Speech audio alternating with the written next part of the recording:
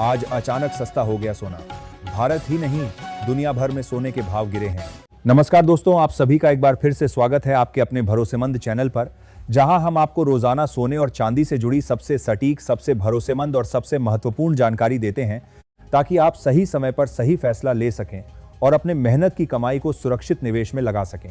आज की इस खास जानकारी में हम बात करेंगे बाजार खुलते ही सोने और चांदी की कीमतों में आए बड़े बदलाव की, अंतर्राष्ट्रीय हालात का असर, आने वाले दिनों की संभावनाएं, निवेशकों और खरीदारों के लिए जरूरी संकेत और उन सभी अहम पहलुओं की जो इस समय बाजार को प्रभावित कर रहे हैं। अगर आप शादी के सीजन में गहने बनवाने की सोच रहे हैं, निवेश के लिए सोना चांदी खरीदना चाहते हैं या फिर सिर्फ बाजार की चाल को समझना चाहते हैं, तो यह जानकारी आपके लिए बेहद उपयोगी साबित होने वाली है।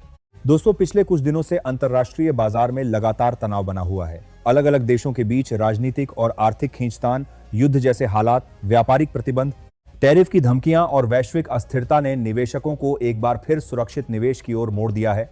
जब भी दुनिया में अनिश्चितता बढ़ती है, तो निवेशक शेयर बाजार, क्रिप्टो और अन्य जोखिम भरे साधनों से पैसा निकालकर सोने और चांदी जैसी सुरक्षित संपत्तियों में लगाना शुरू कर देते हैं।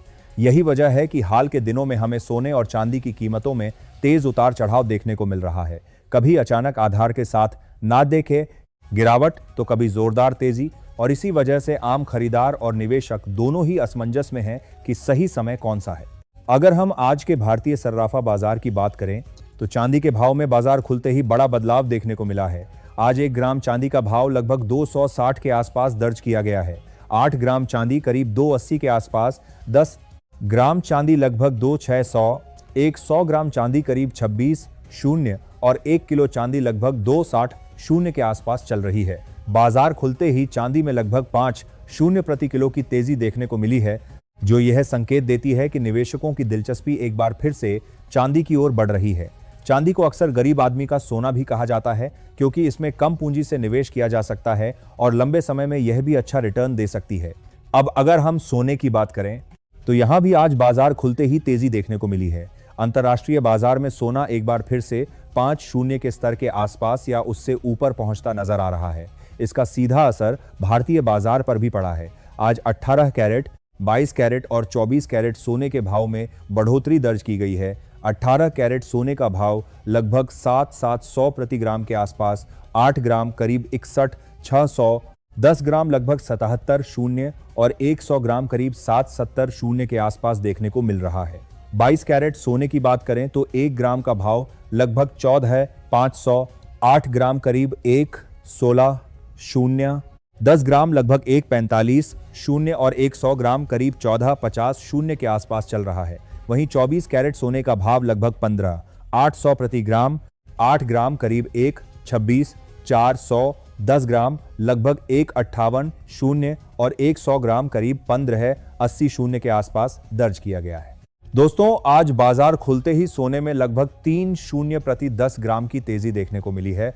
ये तेजी अचानक नहीं आई है, बल्कि इसके पीछे कई बड़े कारण हैं। सबसे पहला कारण है अंतर्राष्ट्रीय राजनीतिक तनाव। अमेरिका और ईरान के बीच लगातार तनाव बना हुआ है। ओमान में हुई बातचीत से कोई ठोस नतीजा नहीं निकला और उसके बाद टैरिफ की धमकियों ने बाजार में और ज्यादा डर पैदा कर दिया है। जब भी इस तरह की स्थिति बनती है, तो निवेशक घबराकर सुरक्षित विकल्प के ही तलाश करते हैं और सोना उनका पहला विकल्प बन जाता है। दूसरा बड़ा कारण है चीन की लगातार खरीदारी। पीपल्स बैंक ऑफ चाइना पिछले कई महीनों से लगातार अपने गोल्ड रिजर्व में इजाफा कर रहा है। लगातार 15वें महीने चीन ने अपने रिजर्व में सोना जोड़ा है। जब दुनिया की दूसरी सबसे बड़ी अर्थव्यवस्था इस स्तर पर सोने की खरीद करती है, तो यह साफ संकेत देता है कि केंद्रीय बैंक अभी भी सोने को सबसे सुरक्षित संपत्ति मानते हैं। इससे बाजार को मजबूत सपोर्ट मिलता है और कीमतों में गिरावट सीमित हो जाती है। तीसरा अहम कारण है यूरोप में बढ़ती सैन्य गतिविधियां। हाल ही में पोलैंड के साउथ ईस्ट एयर स्पेस को अचानक बंद किया गया और नाटो के विमानों की गतिविधि तेज देखी गई।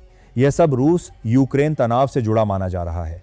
जब भी यूरोप में इस तरह की बढ़ार देखा है, हलचल बढ़ती है, तो वैश्विक बाजारों में डर का माहौल बनता है और सोने की मांग बढ़ जाती है। यही कारण है कि हर गिरावट पर मजबूत खरीद देखने को मिल रही है। अगर हम तकनीकी विश्लेषण की बात करें, तो अंतर्राष्ट्रीय बाजार में गोल्ड 4,700 से 5.0 की रेंज में मजबूत कंसोलिडेशन करता नजर आ रहा है। कई बार कीमत नीचे आई, लेकिन हर बार वहां से तेज खरीद देखने को मिली। इसका मतलब यह है कि नीचे की तरफ मजबूत सपोर्ट मौजूद है।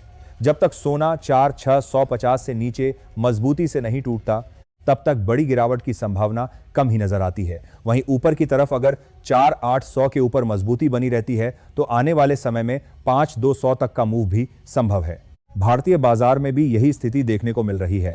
एमसीएक्स पर सोना 1.49 से 1.50 के नीचे टिक नहीं पा रहा है। जैसे ही भाव नीचे आते हैं फिजिकल और इन्वेस्टमेंट डिमांड एक्टिव हो जाती है। ज्वेलर्स, बड़े निवेशक और संस्थागत खरीदार तुरंत खरीद शुरू कर देते हैं, जिससे कीमतें फिर से ऊपर जाने लगती हैं। अब अगर हम आने वाले दिनों की संभावनाओं की बात करें तो मौजूदा संकेत यही बता रहे हैं कि सोना फिलहाल मजबूत कंसोलिडेशन में है। बड़ी गिरावट की संभावना कम और रेंज बाउंड से हल्की तेजी की संभावना ज्यादा नजर आ रही है। जियोपॉलिटिकल तनाव, चीन की खरीद, डॉलर की कमजोरी और केंद्रीय बैंकों की नीति जैसे फैक्टर सोने को लगातार सपोर्ट दे रहे हैं। अगर कोई बहुत बड़ा नेगेटिव फैक्टर सामने नहीं आता तो सोने में भारी गिरावट की उम्मीद कम ही है। चांदी की बात करें तो इसमें थोड़ा ज्यादा उतार चढ़ाव देखने को मिल सकता है। चांदी इंडस्ट्रियल मेटल भी है, इसलिए इसका संबंध आर्थिक गतिविधियों से भी जुड़ा होता है। अगर वैश्विक अर्थव्यवस्था में सुस्ती आती है तो चांदी पर दबाव बन सकता है। लेकिन दूसरी तरफ अगर इंडस्ट्रियल डिमांड बढ़ती है और निवेशक भी इसमें रुचि दिखाते हैं तो चांदी तेजी से ऊपर जा सकती है। फिलहाल चांदी में रिस्क भी ज्यादा है और रिवॉर्ड भी बड़ा हो सकता है। दोस्तों, अगर आप गहने बनवाने के लिए सोना या चांदी खरीदने की सोच रहे हैं तो आपको कुछ बातों का विशेष ध्यान रखना चाहिए। हमेशा हॉलमार्क वाला सोना ही खरीदें। हॉलमार्क से आपको सोने की शुद्धता की गारंटी मिलती है। बिना हॉलमार्क के सोना खरीदना भविष्य में नुकसान का कारण बन सकता है। इसके अलावा जब भी आप खरीदारी करें तो बिल जरूर लें और उसमें वजन, कैरेट, मेकिंग चार्ज और जीएसटी की पूरी जानकारी चेक करें।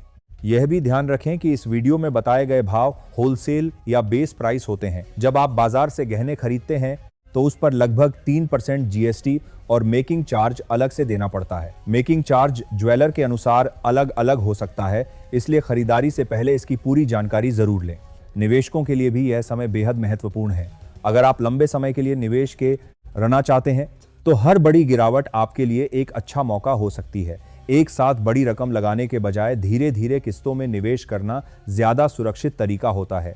इससे आपका औसत भाव बेहतर बनता है और जोखिम भी कम होता है। वहीं अगर आप शॉर्ट टर्म ट्रेडिंग करते हैं और मार्जिन पर काम करते हैं तो इस समय बहुत सावधान रहने की जरूरत है। बाजार में अचानक तेज उतार चढ़ाव आ सकता है और मार्जिन कॉल का खतरा हमेशा बना रहता है। दोस्तों, आज का बाजार अब पहले जैसा सीधा नहीं चलता। पहले गिरावट आती है, फिर तेज रिकवरी होती है, फिर अचानक फिर से गिरावट। इस तरह की तरंगों में यह बाजार चल रहा है, इसलिए भावनाओं में बहकर फैसले लेना सबसे बड़ा नुकसान करा सकता है। लालच में ऊंचे भाव पर खरीदना और डर में नीचे बेच देना दोनों ही गलत रणनीति हैं। हमेशा सोच समझकर, योजना बनाकर और अपने वित्तीय लक्ष्य को ध्यान में रखकर ही निवेश करें। अगर हम समग्र रूप से निष्कर्ष निकालें तो फिलहाल सोना और चांदी पूरी तरह सस्ता होते नजर नहीं आ रहे हैं। रेंज में हल्की गिरावट संभव है, लेकिन मजबूत सपोर्ट की वजह से बड़ी गिरावट की संभावना सीमित है। समग्र रुझान अभी मजबूती की ओर झुका हुआ है। अंतर्राष्ट्रीय हालात, केंद्रीय बैंकों की नीति और वैश्विक आर्थिक स्थिति आने वाले समय में बाजार की दिशा तय करेगी। इस समय जो लोग शादी, त्योहार या पारिवारिक जरूरतों के लिए गहने बनवाना चाहते हैं, उनके लिए अभी भी मौके मौजूद हैं। छोटी छोटी गिरावट पर खरीदारी करके आप अपने खर्च को संतुलित कर सकते हैं। वहीं निवेशक लंबे समय के नजरिए से हर करेक्शन को अवसर के रूप में देख सकते हैं। अंत में यही कहा जा सकता है कि सोना और चांदी हमेशा से ही भारतीय संस्कृति और अर्थव्यवस्था का अहम हिस्सा रहे हैं। यह सिर्फ गहना नहीं, बल्कि एक सुरक्षित भविष्य की गारंटी भी माने जाते हैं। सही जानकारी, सही समय और सही रणनीति के साथ अगर आप निवेश करते हैं तो यह आपकी आर्थिक मजबूती का आधार बन सकते हैं। हमेशा धैर्य रखें, बाजार को समझें, अफवाहों से दूर रहें और किसी भी खरीद बिक्री से पहले अपने वित्तीय सलाहकार से सलाह जरूर लें। यह जानकारी केवल समझ और जागरूकता के उद्देश्य से दी गई है। बाजार में निवेश जोखिम के अधीन होता है, इसलिए हर फैसला सोच समझकर और अपनी क्षमता के अनुसार ही लें। उम्मीद है कि यह विस्तृत जानकारी आपके लिए उपयोगी साबित होगी और आपको आने वाले समय में सही निर्णय लेने में मदद करेगी।